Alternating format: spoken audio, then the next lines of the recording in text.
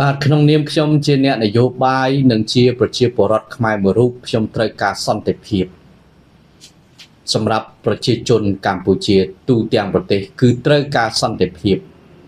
ហើយមិនមែនតែរូបខ្ញុំតែម្នាក់នោះទេសូម្បីតែថ្នាក់ដឹកនាំប្រទេសលើពិភពលោកគឺត្រូវការសន្តិភាពដូចគ្នាដូច្នេះកិច្ចប្រជុំនៅថ្ងៃទី26ដល់ថ្ងៃទី28ខែតុលាឆ្នាំ2025នេះគឺជាថ្ងៃមួយដ៏ពិសេសបំផុតពុំធ្លាប់មានហេតុអ្វីបានជាខ្ញុំនិយាយថាពុំធ្លាប់មានព្រោះប្រទេសមហាអំណាចនៅលើពិភពលោកទី1បានចូលមកធ្វើជាអ្នកសម្របសម្រួលឲ្យកម្ពុជានិងប្រទេសថៃក៏ប៉ុន្តែនៅក្នុងការឈានចូលទៅដល់ចុះហត្ថលេខានៃកិច្ចព្រមព្រៀងសន្តិភាពរវាងប្រទេសទាំងពីរបានខ្ញុំសូមលើកកត្តា2ទី1គឺលទ្ធផលកិច្ចប្រជុំ JBC និងលទ្ធផលកិច្ចប្រជុំ GBC ប្រសិនបើលទ្ធផលទាំងពីរនេះពុំទទួលបានលទ្ធផលល្អទេការឈានទៅដល់កិច្ច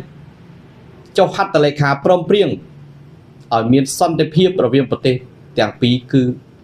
ពិបាកក្នុងការចុះហត្ថលេខាតែអ្វីដែលជាក្តីសង្ឃឹមរបស់ខ្ញុំជាអ្នកនយោបាយក៏ជាការមើលឃើញរបស់ខ្ញុំគឺនៅត្រង់ចំណុចមួយដែលធ្វើឲ្យខ្ញុំអាចមានក្តីសង្ឃឹមបានគឺការសម្របសម្រួលរបស់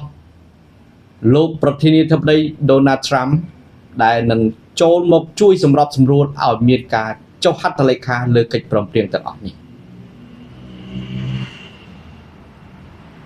សម្រាប់ទស្សនៈខ្ញុំជាអ្នកនយោបាយការបញ្ចប់នៅវិវាទនៃចំនួនព្រំដែនរវាងកម្ពុជាសៀមនេះអាចប្រព្រឹត្តទៅបានប្រកបទៅដោយភាពជោគជ័យលុះត្រាតែប្រទេសទាំងពីរចូលអង្គុយនៅក្នុងកិច្ចចរចាមួយក្នុងតុលាការ ICJ បាទហើយក្រោមការសម្របសម្រួលនៃប្រទេសបារាំងចង្អុលបង្ហាញទៅលើផែនទីទាំងអស់នោះនេះហើយគឺជាភាពជោគជ័យមួយសម្រាប់កម្ពុជាក៏ដូចជាប្រទេសសៀមផងដែរបាទមិនមែនជោគជ័យតែកម្ពុជាទេគឺទទួលបានសុខសន្តិភាពទាំងអស់គ្នា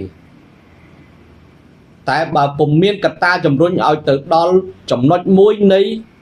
កិច្ចចរចានៅក្នុងតុលាការ ICJ នោះទេគឺពិបាកនឹងស្វែងរកសុខសន្តិភាពខ្លាំងណាស់ព្រោះមួយបំពេញកម្ពុជាអត់ធ្មត់ដូច្នេះអ្នកដែលបំពេញតែងតែចង់ឈ្នះហើយអ្នកអត់ធ្មត់ត្រូវការភាពយុត្តិធម៌ព្រោះកម្ពុជាមិនបានរំលោភលើដែនអធិបតេយ្យភាពរបស់សៀមនោះទេ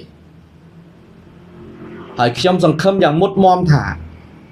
ចំណាត់ការដ៏ខ្ពង់ខ្ពស់និងមានប្រសិទ្ធភាពរបស់លោក Donald Trump នឹងជំរុញឲ្យសៀមយល់ព្រមនៅចំណុចមួយដែលកម្ពុជាអាចទទួលយកបានដើម្បីព្យាយាមរុញច្រានចូលទៅដល់កិច្ចចរចាមួយទៀតនៅក្នុងតុលាការ ICJ ដើម្បីបញ្ចប់វិវាទនៅតាមបន្ទាត់ព្រំដែនទាំងអស់